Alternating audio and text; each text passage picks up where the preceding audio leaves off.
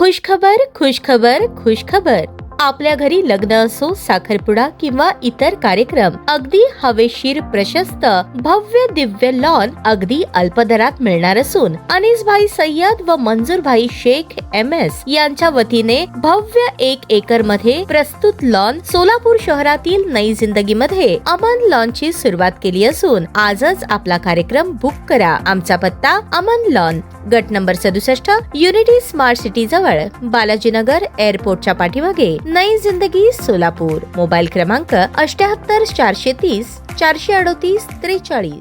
राज्यभरात प्रचंड खळबळ उडवून देणाऱ्या भोंदूबाबा मनोहर भोसले प्रकरणात सोलापूर ग्रामीण पोलिसांच्या विशेष तपास पथकाला मोठे यश मिळाले असून पुणे जिल्ह्यातील स्वामी चिंचोळी तालुका दौंड येथील दत्तकला शिक्षण संस्थेचे सचिव माया रामदास झोळ हिच्यासह राजेंद्र हुंबे, लक्ष्मीकांत लिगाडे या इतर 2 साथीदारांना न्यायालयाने 21 ऑगस्ट 2026 पर्यंत पोलीस कोठडी सुनावली आहे. संस्थेचा संस्थापक अध्यक्ष रामदास झोळ हा फरार झाल्याने पोलीस पथके त्यांच्या शोधासाठी रवाना झाली आहेत. कुर्डुवाडी पोलीस ठाण्यात दाखल असलेल्या गुन्ह्यात भारतीय न्यायसंहिता BNS कलम 318(2), 318(4), 3(5), वाढीव कलम 111(2)(ब) सह महाराष्ट्र नरबळी आणि इतर अमानुष, अनिष्ट व अघोरी प्रथा व जादूटोणा प्रतिबंधक अधिनियम कलम 3(2) आणि 3(3) अन्वये 23 एप्रिल 2026 रोजी हा गुन्हा दाखल करण्यात आला होता. मुख्य आरोपी मनोहर चंद्रकांत भोसले आणि त्याच्या साथीदारांवर सोलापूर ग्रामीण जिल्ह्यात एकूण 6 गुन्हे दाखल असून या प्रकरणाचे गांभीर्य लक्षात घेऊन सोलापूर ग्रामीणचे पोलीस अधीक्षक अतुल कुलकर्णी यांनी विशेष तपास पथक स्थापन केले होते. ज्या पथकाने आतापर्यंत या गुन्ह्यात सहभागी असलेल्या तब्बल 24 आरोपींचा शोध लावला. तपासादरम्यान अघोरी प्रथा आणि फसवणुकीतून मनोहर भोसले याला मिळालेल्या अवैध पैशांची विल्हेवाट लावण्यात दत्तकला शिक्षण संस्थेचे संस्थापक अध्यक्ष रामदास झोळ याचा थेट सहभाग असल्याचे निष्पन्न झाले. त्यांना मदत करणारी संस्थेतील आरोपी राजेंद्र गोकुळ हुंबे याला 11 ऑगस्ट रोजी तर लक्ष्मीकांत मनमथ लिगाडे याला 13 ऑगस्ट रोजी अटक करण्यात आली आहे. सविस्तर पोलीस तपासात रामदास झोळची पत्नी माया झोळ यांचाही या गुन्ह्यात सहभाग असल्याचे पोलीस तपासात निष्पन्न झाले आहे. पोलिसांनी 16 ऑगस्ट रोजी माया झोळ यांनाही बेड्या ठोकल्या होत्या. दरम्यान पूर्व पोलीस कोठडीची मुदत संपल्यानंतर 17 ऑगस्ट 2026 रोजी पोलिसांनी या तिन्ही आरोपींना न्यायालयात हजर केले. पुढील तपासासाठी पोलीस कोठडीची मागणी केली असता न्यायालयाने गुन्ह्याचे गांभीर्य पाहता तिघांनाही 21 ऑगस्ट 2026 पर्यंत पोलीस कोठडी रिमांड मंजूर केली आहे. या प्रकरणातील मुख्य आरोपी रामदास झोळ फरार असून SITचे पथक त्यांच्या शोधासाठी वेगाने कारवाई करत आहे.